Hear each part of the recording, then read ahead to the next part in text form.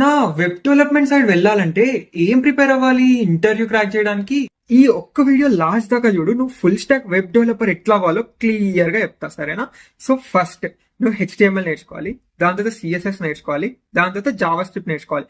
So HTML, CSS, Java script ఈ మూడు compulsory నువ్వు పక్కా నేర్చుకోవాలి. సో ఈ మూడు నేర్చుకున్నాక there are lot of ways, but అందరూ ఎక్కువగా యూజ్ చేసేది ఈజీగా అర్థమయ్యే చెప్తాం.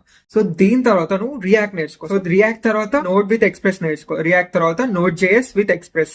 సో దీని తర్వాత మాంగోడిబి నేర్చుకో. సో ఇవి నేర్చుకునేసరికి React, Node with Express and MongoDB ఒక ఫుల్ స్టాక్ వెబ్ డెవలపర్ అయిపోవచ్చు. నువ్వే ఫుల్ స్టాక్ వెబ్సైట్స్ బిల్డ్ చేయొచ్చు, front end and back end మొత్తం బిల్డ్ చేయొచ్చు. సో ఇక్కడ ఫ్రంట్ ఎండ్ వచ్చేసి రియాక్ట్, సో దాంట్లోనే హెచ్టిఎంఎల్, సిఎస్ఎస్, జావా స్క్రిప్ట్ లో వాడతాం. సో దాని తర్వాత బ్యాక్ ఎండ్ వచ్చేసి node JS, express and database ఇక్కడ నువ్వు మాంగో వాడుతున్నావు. దీంతో నువ్వు ఫుల్ స్టాక్ వెబ్ డెవలపర్ అయిపోవచ్చు.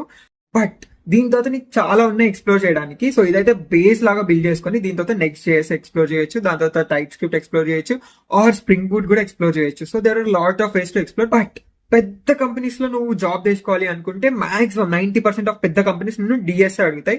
సో నీకు ఫ్రీగా డిఎస్ఏ నేర్చుకోవాలంటే ఇంజనీరింగ్ ఆనుమత్యం యూట్యూబ్ ఛానల్లో చూడు, నేనే పెడుతున్నా ఫ్రమ్ స్క్రాచ్, నీకేం రావాల్సిన అవసరం లేదు.